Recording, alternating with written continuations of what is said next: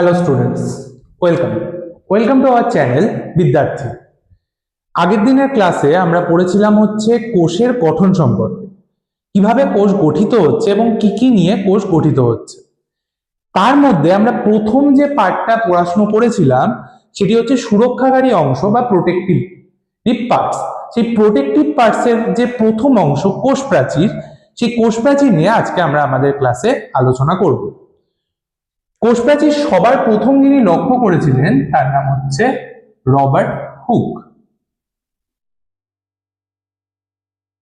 সালটা হচ্ছে 1665। যে সময় আগের দিনের ডিসকভারি অফ সেল যে ক্লাসটা ছিল সেই ক্লাসটাতে আমি বলেছিলাম যে হুক প্রথম নিজের তৈরি যে মাইক্রোস্কোপ আছে সেই মাইক্রোস্কোপের দ্বারা কোষ পর্যবেক্ষণ করেছিলেন, এবং যখন উনি কোষ পর্যবেক্ষণ করেন ঠিক সেই সময় কোষের বাইরে উনি একটি রিজিড বা দৃঢ় পারমিয়াবল বা ভেদ্য প্রকৃতির একটি আবরণ বা কোট লক্ষ্য করেন, এবং পরবর্তীকালে এই দৃঢ় ভেদ্য প্রকৃতির যে আবরণটি আছে তারই নাম দেওয়া হয় হচ্ছে কোষ প্রাচীর। রবার্ট হুক কোষ প্রাচীর প্রথম লক্ষ্য করেছিলেন হচ্ছে উদ্ভিদ কোষের ক্ষেত্রে।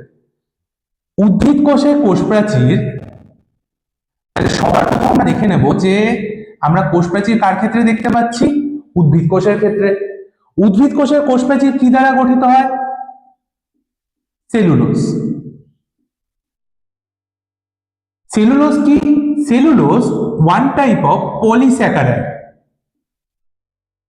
পলি মানে অনেকগুলো, আর স্যাকারাইড মানে কার্বোহাইড্রেট। মানে সেলুলোজ গঠিত হচ্ছে চেইন অফ কার্বোহাইড্রেট দিয়ে। অনেকগুলো কার্বোহাইড্রেট বা অনেকগুলো গ্লুকোজ একসঙ্গে মিলে এই পলিস্যাকারাইডটি তৈরি করছে। আচ্ছা, মনে রাখবে তোমরা সেলুলোজ কিন্তু মোস্ট অ্যাবান্ডেন্ট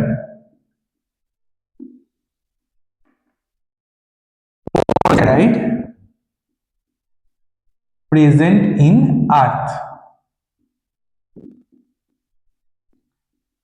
পৃথিবীতে সবচেয়ে বেশি পরিমাণে যে পলিস্যাকারাইডটি পাওয়া যায় সেটি হচ্ছে সেলুলোজ। আচ্ছা, সেলুলোজ ছাড়াও উদ্ভিদ কোষের কোষ প্রাচীর হেমিসেলুলোজ, লিগনিন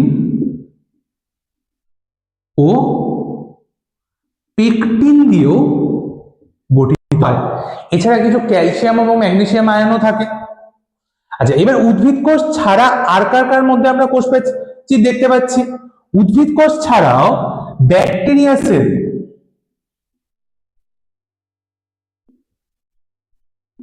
বা ব্যাকটেরিয়ার কোষেও কিন্তু আমরা কোষ প্রাচীর দেখতে পাই। ব্যাকটেরিয়া সেলের যে কোষ প্রাচীর সেটি গঠিত হয় কি দিয়ে? মিউরিন বলে এক টাইপের পেপটাইডোগ্লাইক্যান দিয়ে। আচ্ছা, এই পেপটাইডোগ্লাইক্যান বা মিউরিন কি? পেপটাইডোগ্লাইক্যান বা মিউরিন হলো প্রোটিন যুক্ত বা পেপটাইড চেইন যুক্ত কার্বোহাইড্রেট। এটাকে আমরা প্রোটিন যুক্ত কার্বোহাইড্রেটও বলতে পারি।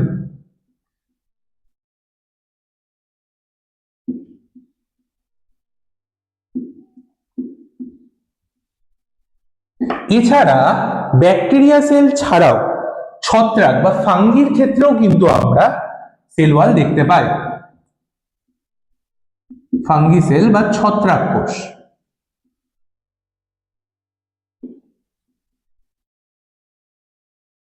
ফাঙ্গি সেলের ক্ষেত্রেও আমরা দেখতে পাই, এবং ছত্রাকের কোষ প্রাচীর গঠিত হচ্ছে কাইটিন বলে একটি নাইট্রোজেনাস পলিস্যাকারাইড দ্বারা।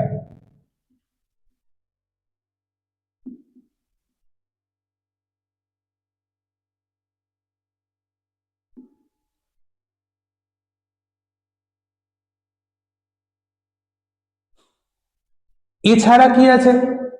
তো তাহলে আমরা কোষ প্রাচীর মোটামুটি আমাদের জীবজগতে এই তিনটে অর্গানিজম বা তিনটে জীবের ক্ষেত্রে আমরা কোষ প্রাচীর দেখতে পাচ্ছি। প্রাণী কোষে কিন্তু কোষ প্রাচীর থাকে না। Cell wall is not present in animal cell.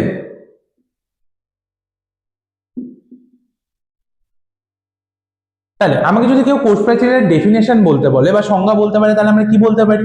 তাহলে আমরা বলতে পারি কোষের প্লাজমা মেমব্রেন বা কোষ পর্দার বাইরে অবস্থিত দৃঢ় ভেদ্য প্রকৃতির সেলুলোজ, হেমিসেলুলোজ, লিগনিন ও পেকটিন ব্র্যাকেটে উদ্ভিদ কোষ এর দ্বারা, উদ্ভিদ কোষের ক্ষেত্রে গঠিত যে সুরক্ষাকারী আবরণ থাকে তাকে আমরা কি বলবো? কোষ প্রাচীর বা সেল ওয়াল। ওকে, আচ্ছা, এবার তাহলে আমরা সেল ওয়ালের গঠনটা নিয়ে আলোচনা করব যে সেল ওয়াল কিরকম, কিভাবে গঠিত হয়েছে। এক্ষেত্রে আমরা উদ্ভিদ কোষের কোষ প্রাচীর নিয়ে আলোচনা করব। তোমাদের সুবিধার্থে আমি এখানে একটা কোষ প্রাচীরের ছবি, একটা কোষের চারিদিকে কিভাবে কোষ প্রাচীরটা গঠিত হয়েছে সেটির ছবি আমি আঁকিয়ে রেখেছি। তোমরা দেখো, কোষের ক্ষেত্রে একদম বাইরে একটি প্রথম ওয়াল বা প্রথম একটি আবরণ গঠিত হচ্ছে। এটা কোষের ছবি এবং এটা সিম্পলিফাইড ছবি। একদম বাইরের যে আবরণটা সেটিকে আমরা কি বলি? সেটিকে আমরা বলি হচ্ছে প্রাথমিক কোষ প্রাচীর বা প্রাইমারি সেল ওয়াল। তাহলে একদম বাইরের যে গঠনটা আছে সেটাকে আমরা বলছি হচ্ছে প্রাইমারি সেল ওয়াল বা প্রাথমিক কোষ প্রাচীর। আচ্ছা, আমি উপরের পার্টগুলো একটু মুছে দিচ্ছি। নেক্সট যে টপিক আমাদের,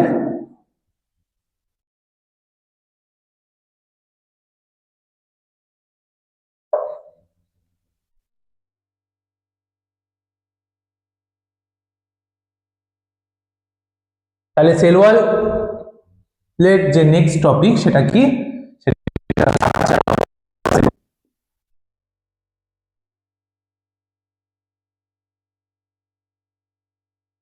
সেল ওয়ালের গঠন, এবং এটা আমরা কার ক্ষেত্রে দেখতে পাচ্ছি? আমরা দেখছি হচ্ছে, আমরা যে প্রকার কোষ প্রাচীরের গঠন দেখছি সেটি একটি আদর্শ উদ্ভিদ কোষে দেখতে পাই। আদর্শ উদ্ভিদ কোষে প্রথম যে বাইরের একদম লেয়ারটা সেটি গঠিত হচ্ছে, সেটিকে আমরা বলছি হচ্ছে প্রাইমারি সেল ওয়াল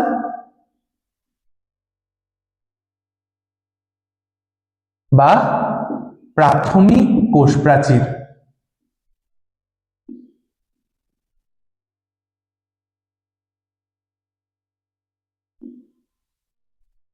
প্রাথমিক কোষ প্রাচীর কি দ্বারা গঠিত হয়? প্রাথমিক কোষ প্রাচীর গঠিত হয় মেনলি সেলুলোজ দ্বারা। এছাড়াও এটা আমরা হেমিসেলুলোজও দেখতে পাই অল্প পরিমাণে, কিন্তু মেনলি থাকে এটি হচ্ছে সেলুলোজ দ্বারা। আচ্ছা, মনে রাখবে প্রাথমিক কোষ প্রাচীর কিন্তু তুলনামূলকভাবে পাতলা হয়। কার থেকে পাতলা হয়? গৌণ কোষ প্রাচীরের থেকে। এছাড়া তারপর প্রাথমিক কোষ প্রাচীরের ভেতরের দিকে আমরা একটি মোটা এবং একটি শক্ত কাঠামো দেখতে পাই, যেটিকে আমরা বলছি হচ্ছে সেকেন্ডারি সেল ওয়াল বা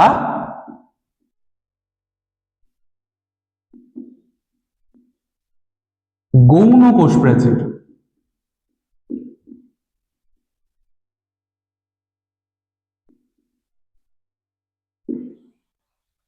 গৌণ কোষ প্রাচীর মেইনলি কি দিয়ে তৈরি হচ্ছে?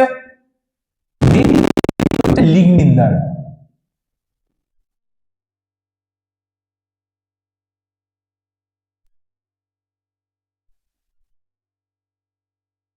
এছাড়াও কিছু পরিমাণে সেলুলোজ থাকে। প্ল্যান্ট সেল ওয়ালের ক্ষেত্রে বা উদ্ভিদ কোষ প্রাচীরের ক্ষেত্রে সেলুলোজ খুব কমন ব্যাপার, মানে সেলুলোজ প্রত্যেকটাতেই থাকে, কোথাও একটু বেশি পরিমাণে থাকে, কোথাও কম পরিমাণে থাকে। যেরকম প্রাথমিক কোষ প্রাচীরের ক্ষেত্রে সেলুলোজ বেশি পরিমাণে থাকে, সেকেন্ডারি সেলের ক্ষেত্রে লিগনিনের পরিমাণ কিছুটা বেশি থাকে। আচ্ছা, তোমরা এটাও মনে রাখবে লিগনিন কিন্তু মোস্ট অ্যাবান্ডেন্ট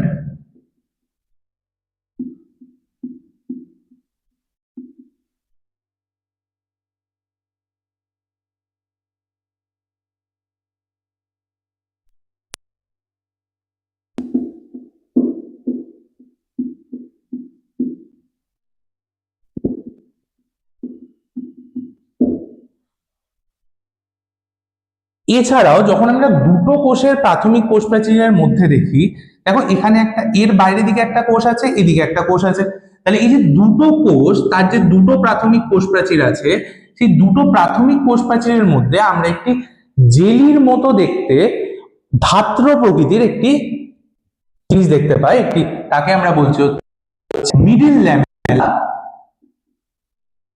বা পর্দা।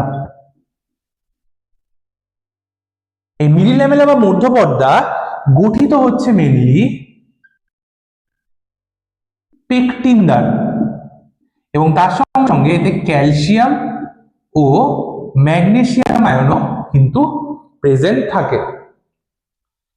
পেকটিন একটু জেলি লাইক পলিস্যাকারাইড হয়, জেলি লাইক পলিস্যাকারাইড। আমরা যে জ্যাম বা সুগার এগুলো খাই, জেলি জ্যাম, সেগুলোর মধ্যেও কিন্তু পেকটিন প্রেজেন্ট থাকে। লিগনিন, পরবর্তীতে আমরা যে নারকেলের খোসা, ওখানে স্ক্লেরেনকাইমা বলে এক ধরনের কলা দেখি আমরা, সেই কলাতে কিন্তু লিগনিনের পরিমাণ অনেকটা পরিমাণে থাকে। তো এই হচ্ছে কোষ পর্দার গঠন। তাহলে কোষ পর্দার আমরা কি কি দেখলাম? কোষ পর্দা অবজার্ভ কে করেছিল? ফার্স্ট অবজার্ভ করেছিল হচ্ছে রবার্ট হুক।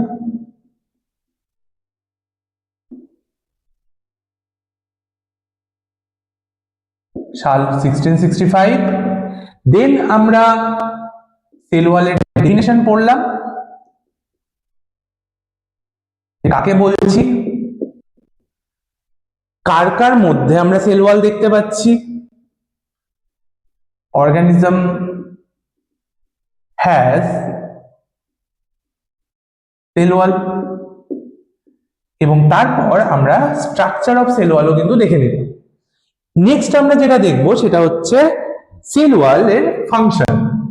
নেক্সট পয়েন্ট তাহলে আমাদের হবে হচ্ছে function of cell wall.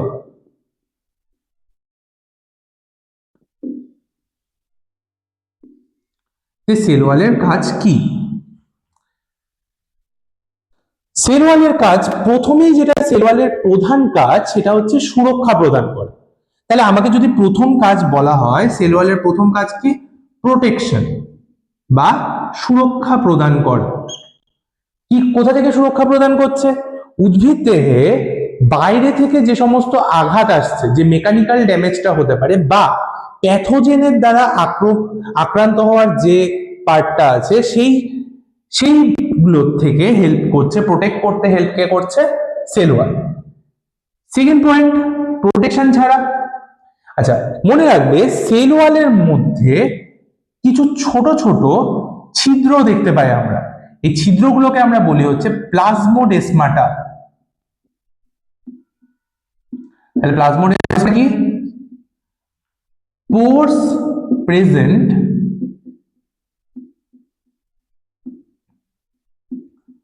between two cell walls of cells। এই প্লাজমোডেসমাটার থ্রুতে সেল কি করছে? নিজেদের মধ্যে কমিউনিকেট করছে, যোগাযোগ রক্ষা করছে। সেল ওয়ালের মধ্যে দিয়ে এই প্লাজমোডেসমাটার থ্রু জিনিসপত্র আদান প্রদান, বিভিন্ন কোষীয় রস বলো, হরমোনস বলো, এনজাইমস বলো, সেই জিনিসগুলো কি হচ্ছে? এই প্লাজমোডেসমাটার থ্রু এক কোষ থেকে আর এক কোষে যাচ্ছে। তাহলে সেল ওয়ালের সেকেন্ড কাজ আমরা লিখতে পারি কমিউনিকেশন অর যোগাযোগ ব্যবস্থা। দুটি কোষের মধ্যে যোগাযোগ ব্যবস্থা রক্ষা করতে কে হেল্প করছে? সেল ওয়াল হেল্প করছে। থার্ড পয়েন্ট হচ্ছে মেইনটেইনিং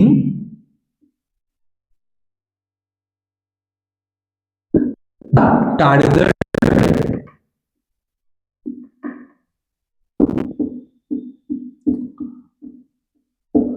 টার্গেট প্রেসার এবার কি জিনিস? টার্গেট প্রেসার হলো সেলের মধ্যে যদি অতিরিক্ত পরিমাণে জল সেল অ্যাবজর্ব করে নেয়, তাহলে সেল কি হবে? ধীরে ধীরে ফুলতে থাকবে, এবং ফোলার ফলে সেলের মধ্যে কি হবে? এক ধরনের প্রেসার ক্রিয়েট হবে। এই প্রেসারটাকে ব্যালেন্স করতে, যাতে এই প্রেসারের ফলে যাতে হচ্ছে সেল ফেটে না যায়, বা সেলের যাতে কোনো রকম ড্যামেজ হয় না হয়, সেই ড্যামেজের থেকেও প্রোটেকশন করছে করে কে? সেল ওয়াল বা কোষ প্রাচীর।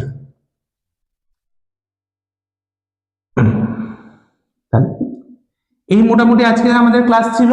আজকের ক্লাসে আমরা সেল ওয়াল সম্পর্কে যেটুকু আমাদের দরকার সেটুকু আমরা আলোচনা করে নিয়েছি।